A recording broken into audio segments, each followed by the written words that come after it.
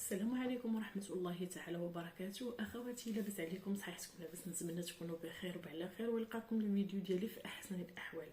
اليوم نهار جديد وفيديو جديد، واليوم جيت نبارطاجي معكم الدواء الفعال للسعال أو الكحبة أو الكحة، كل واحد وأشنو تيقول ليه. من تجربتي أنا وصلت لواحد الدواء اللي بغيت نبارطاجيه مع الناس اللي متابعيني او لي زابونيات ديالي، اللي ما بغيت نبخل عليهم بحتى شي حاجه، وبغيت نشارك معكم هاد الدواء هذا اللي ما بغيتش نحتفظ به لعندي. كاينين ناس بزاف مرض، وكاينين بزاف الناس اللي يجربوا الدوايات وجربوا بزاف د الحوايج وما جابش الله الشفاء. اليوم غادي نقول لكم واحد الدواء اللي فعال وغادي نشاركه معكم وغنبارطاجيه معكم، نتمنى ينال اعجابكم. تابعوني.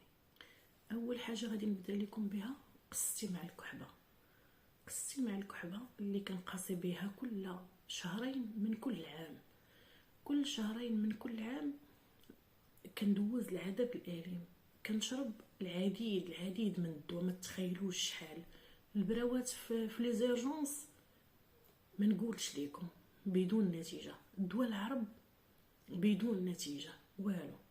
هادشي علاش قلت راه كاينين بزاف الناس بحالي اللي بغيت نبارطاجي معاهم الفكره ونبارطاجي معاهم الدواء. اللي غنبغي نقول لكم تبعوا كيفاش وصلت للدواء وشنا هما المراحل اللي دزت منهم. انا ما جيتش وشربت هذاك الدواء وليت لاباس، دزت من بزاف ديال المراحل باش ربما يكون عطاني هاد النتيجه هادي في وقت وجيز. بقاو معايا ما تمشيو فيه. الحاجه اللي غادي نقول لكم تهدنوا شويه، ما فيها والو الا تفرجتوا في الفيديو وكملتوه تعرفوا الدواء، والله يجيب الشفاء للجميع يا ربي. ما فيها حتى شي باس الا تبعتوا الخطوات. قلت لكم انا من الناس اللي كتمحن الكحبه كل عام، المده دابا ديال اكثر من 10 سنين، يعني كل عام كنجرب الدواء الانواع والاشكال. ما تخطرش لكم على البال لا الدواء اللي تكتب لي الطبيب وتنكمل بالفارماسيان، وزائد هذا الشيء تنكمل بلارجونس، يعني بالمستعجلات. كنمشي ندق كبره، يعني في ما كيتجهد عليا الحال. دائما كل عام عندك شهر 11 و12 و1، يعني كتقتلني فيهم. المهم البنات، انا ما غاديش نطول الفيديو، غنعاود لكم على هذا العام هذا جاتني الكحبه في تقريبا في شهر 11. المهم البنات جاتني، وانا من النوع اللي مع البدايه ديال البرد كنبدا ندير منها اتونسيون، يعني كنبدا ندوش ونقول ناري غادي تجيني الكحبه، ناري غادي نمرض، ناري هادي. وعاد هذا العام كثر علينا الفيروسات، يعني قلت راه واقيلا هاد اوميكرون، يعني ندخلوا لجوجل ونعرفوا الاعراض، ندخلوا اليوتيوب ونعرفوا الاعراض، نقلبوا على الاعراض ديال الاوميكرون لا نقول راه هوايا. المهم البنات، شحال هذه من عام، تقريبا واحد 3 سنين ولا عامين، كنت مشيت عند واحد الطبيب قال لي عندك الحساسيه، عطاني الدواء وليت لاباس. من بعد مشيت عند طبيب اخر قلت ليه راه الحساسيه دي، قال لي هاد الهضره ما كايناش، كتعرفوا نتوما هاد التناقض كيكون في الاطباء. شحال من وحده وقعت في هاد الشيء ديال الطبيب مشات عنده كيقول لها عندك حاجه، واش مشي عند واحد اخر يقول لها لا راه كذب عليك. المهم البنات، هي هذيك فاش مشيت عند الطبيب هاد العام قلت ليه، المهم دوز ليا، عطاني الدواء، عطاني واحد الدواء. مشيت لسبيطار الحومه باش تعرفوا، عطاني واحد الدواء اللي كاين في السبيطار، اونتي بيوتيك، راه لحت البواطه كون وريتها لكم. المهم البنات، هذاك الدواء فيه 10 الفنيدات، 10 ديال الفنيدات، يعني 10 ايام عطاني كل نهار وحده.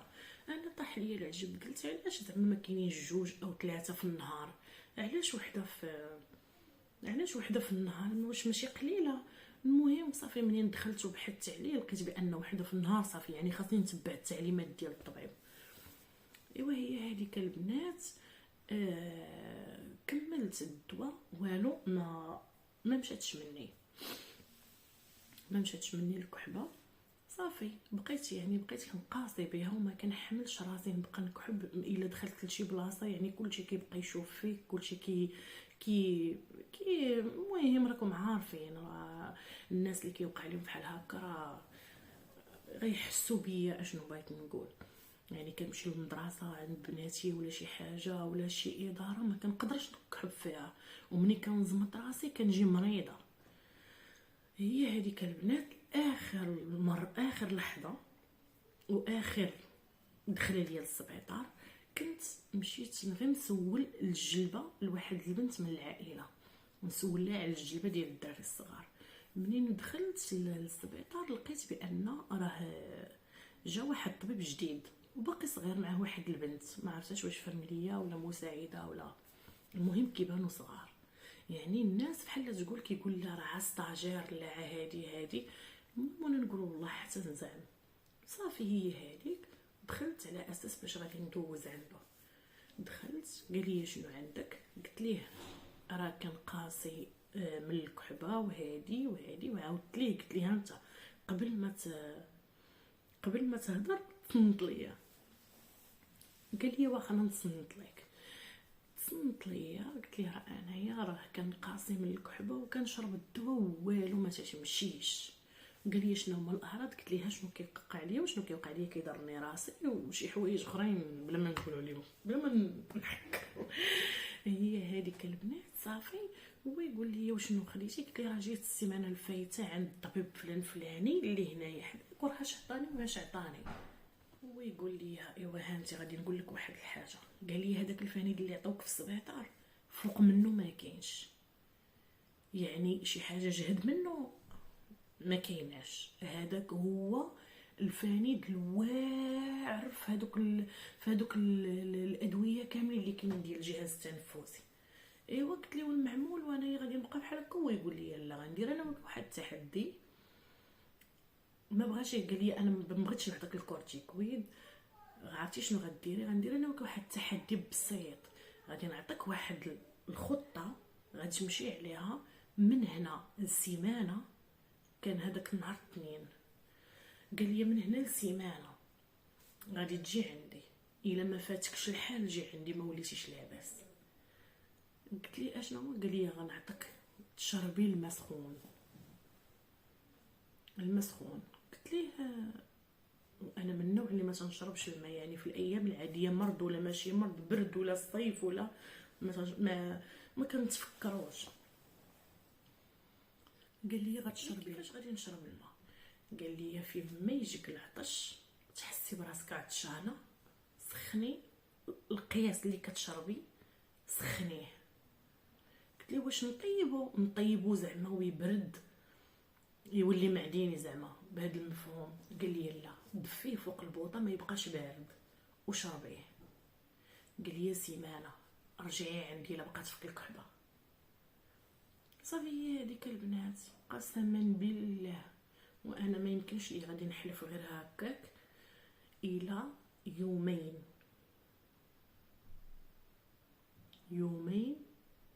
اللي دوزت نحدي انا كنشرب في الماء سخون وهي تتمشي لي. قسما بالله وقلت علاش اللي ما نجرب، اللي ما نشاركش الناس زعما، اللي ما نشاركش مع الناس هذا الدواء هذا اللي بدون اي مجهود وشي حاجه اللي بسيطه وشي حاجه اللي سهله.